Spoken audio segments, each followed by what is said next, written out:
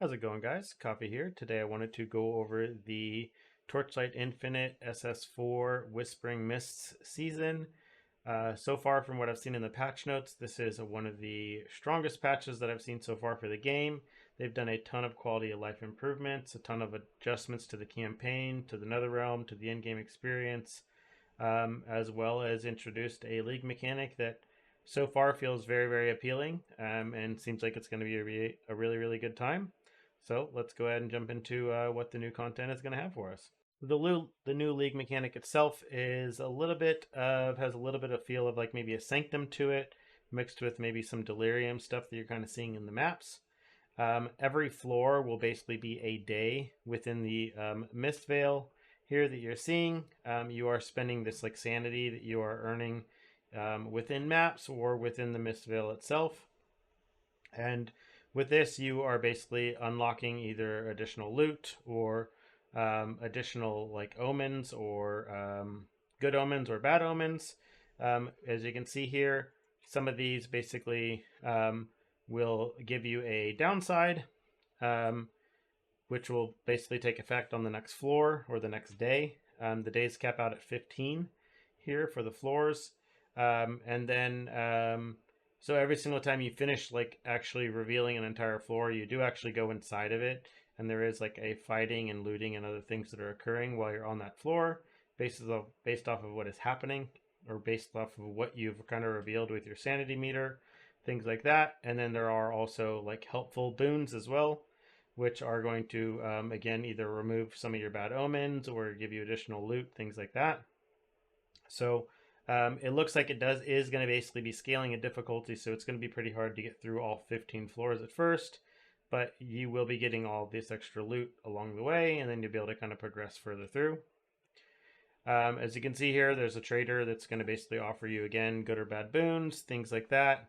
You can basically make these choices on, and you can choose what you want to reveal or not. Obviously, every single one of these that you do end up picking is going to increase the the potential rewards that you get, because you are going to basically be getting additional kind of like rooms that you're going to be going through when you actually go into the Mist Veil aspect itself here. As you can see, basically when you're hitting this bell, it's basically going to force you to go through the the kind of the maze or whatever that you create. This is where you are going to be getting your loot and your additional things. The biggest thing that is going to come with the league mechanic are these activation mediums, which are basically the trigger gems. They have added new trigger gems for every single mechanic in the game, or every single type of skill in the game, and all of them unlock from this. They have removed like the other baseline trigger gems due to that. So you do now have to get them through this mechanic, or again, they're just going to be on the trade like any other skills basically that you can buy that way. And as they say, basically on the last day of the Mist Vial here, which is the hardest stage or the hardest floor, then you are going to be getting again, there's going to be some extra loot, and there's most likely going to be some boss encounters or things like that. They haven't revealed what you're going to find in there, so we're just going to have to see that, and we'll of course get a video up for that, for whatever it's going to be. Of course, with all league mechanics, there is also going to be a passive tree that you are going to have for this, that you will be able to use in order to unlock more of your tree, or basically level up certain things, whatever you are trying to focus on within the Mist Veil itself. The intel things that are required in order to level things up do appear to be tradable from what they said, so you should be able to basically buy these or sell them if you want to, if you don't want to engage with the mechanic. So that's always nice. As I was talking about before, they have introduced these activation mediums, which are basically the trigger gems for every single specific skill in the game.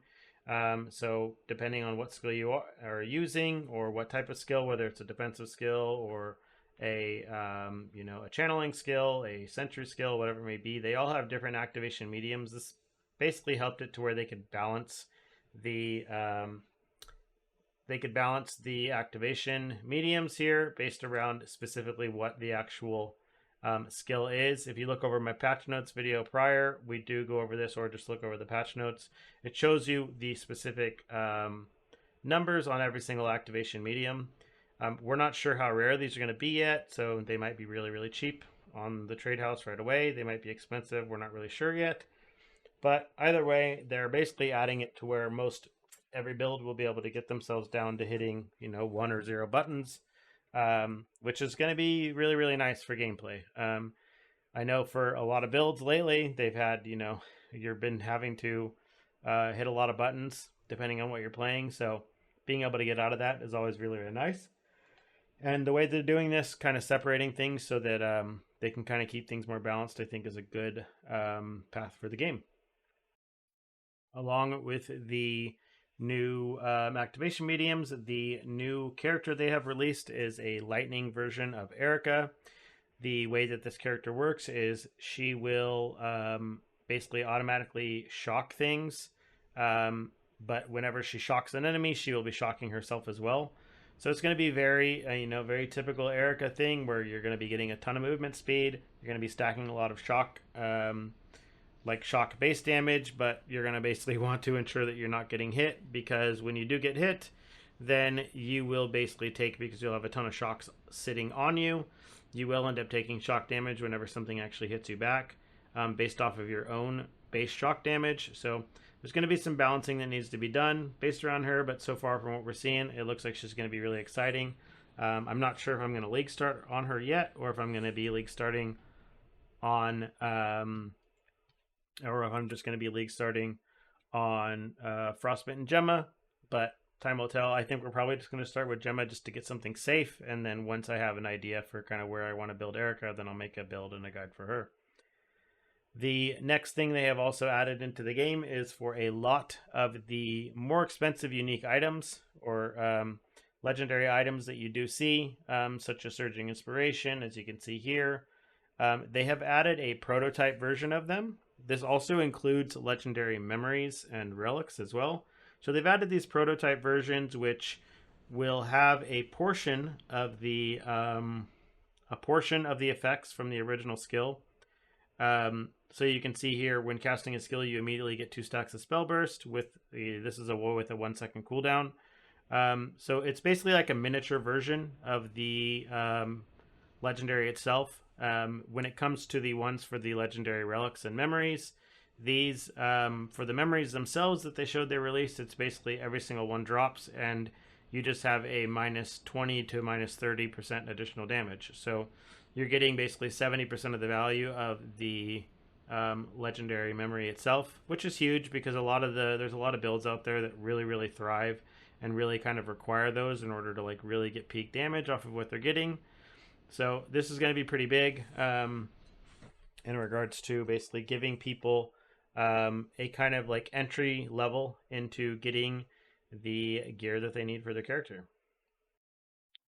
One of the biggest things that they have added for build creators and for people that also are going to be using the builds or filters that I create or other creators make is that they have made it to where the filters and the build codes are now server wide. So instead of not being able to use a build code because it's from an NA server, you'll be able to use that on any server in the game, which is going to be really, really big. It does mean that all build creators should be able to actually just generate these codes for people to use. I did see that there was like a limit of them before of like 6 or something. So hopefully we can figure out a way to get over that, or they offer a way to get over that, so that we can make sure that we're providing build codes for everybody. I will end up having some loot filters still for everyone. They have made some additional adjustments to the loot filters as well. They have added some new loot filter sounds, as well as there's some MTX that you can get, so you can get like the same loot beams that you have from Path of Exile. So they've added some loot filter noises or sounds as well. I don't remember if these are paid or not. If they are or they aren't, either way, it doesn't really matter. Basically from what I'm hearing out of them, it doesn't seem like they are they're not just noises. They like are actual full dialogue lines. So hopefully they have some free ones available as well that are just going to be, short, simple noises similar to what you're expecting from Path of Exile.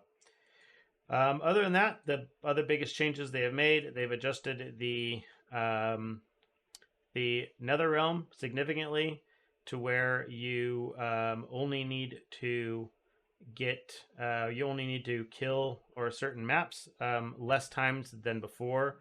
So before you would always need to do like 4, 6, or 8 total maps before you could unlock the boss. They've significantly adjusted this to where you'll have to be doing less of that. They've also added new Netherrealm cards um, for every single tier. So they've added extra ones for earlier on, so that they basically will help with gearing earlier on, specifically those that are playing solo self-found or playing anything like that, or just again people that don't want to trade, being able to focus farm some of the chaos trait cards that pop up. You'll see some that are going to be like focused specifically on specific types of gear, so you'll be able to like target farm gear a little bit more effectively. They've also added some new compasses for people that are like really trying to increase the loot from their maps. They've added ones that increase item quantity. They've added ones that increase item rarity, as well as ones that just add a bunch of additional mobs. On top of this, they have also fully enabled the duo gameplay. So with this, you will be able to play as a duo with friends. So if you are wanting to, again, play with your friends duo, they have added it to where you can basically map together. You do have to have gotten the map progress before you can jump in the map. So you can't just like take someone into an 8-4 map if they haven't unlocked it yet. But if you're basically leveling it together, you should be able to get everything kind of handled together. The other main things they've added is, again, for those that are doing the group stuff, is it does basically just double the loot and the EXP and everything, so you're not losing anything by being in a duo. It seems pretty fair. It's like pretty balanced. You're not losing anything. I guess you could be gaining something if you're able to run with a support type thing. One of the last other big changes that they made to the game is they have added these new divinity stones that drop. These drop from Cube of Rapacity, as well as there's a new Six Gods kind of thing, kind of similar to like a simulacrum, where based off of doing God of Machines, God of War, God of Might, or God of Hunting, you'll be able to basically do this Trial of Divinity, which, as you can see, has some pretty high-end drops that are available for it, but you do have to basically have a certain number of these tokens from every single league mechanic, basically. With these, they do basically say that this is going to scale to like a significant difficulty, but it does kind of allow you to push and continue to go deeper and deeper into it. So it'll be interesting to see how far people can push their builds. This will be something I'll be trying to do, of course. So we'll just have to kind of see where it goes. These basically do reward you with these divinity stones, which basically replaces the desire beads from before. So the shop for the divinity stones is just the same shop that you were getting before with the with Cube of Rapacity. So you're still getting those from Cube as well. I don't know if you're getting significantly less from Cube, since the requirement to basically get these from the Trial of Divinity is much more work than it is to get them through this. So I'd presume you're either getting a ton from the Trial of Divinity, or you're just getting less from Cube. We'll just have to wait and see. One of the biggest other changes they did make is that legendary or hero relics and memories do come from the Black Sail content only now. So Black Sail is going to be a little more sought after. That is going to be something you see me focus pretty early on, just because I think that the legendary relic or hero legendary relics and memories, or just hero memories and relics in general, are going to be really profitable, just because, again, they're only going to be coming from Black Sail, and it's not content that everyone likes to do or that everyone is capable of doing. So having a build that's strong enough to ensure you can farm that content early is something I'm focused on, which is why I think Frostbite and Gemma is probably where I'm going to be starting. Yeah, other than that, they have made some adjustments to the way that the Netherrealm works. They have made it to where you need to unlock certain tiers. You need to have basically completed 8-2 in order to unlock Deep Space. entirely. And then they have also added the twinightmare to the Netherrealm through Chaos trait cards, as they have with every other League mechanic before. So you will have this deck that you can unlock or that you can use. So if you want to really focus this content, you're going to be able to focus that as well. Yeah, the next video I have, I'll get something up with some League starter builds. The first build I'll probably be putting up will be one for Frostbite and Gemma. I won't be able to do a build code yet because we won't be able to create one with all the new auras yet. Because it's not going to let me activate them or basically equip them because it's going to say I don't have enough mana. But they have made some significant aura changes, so I will at least get it I will at least get it created, and I will showcase kind of what auras we will be using, or what auras we will be able to be using, and I'll include a loot filter with that as well. So if you have any other questions, leave them in the comments down below, and I'll be more than happy to answer them. And other than that, see you in the next one.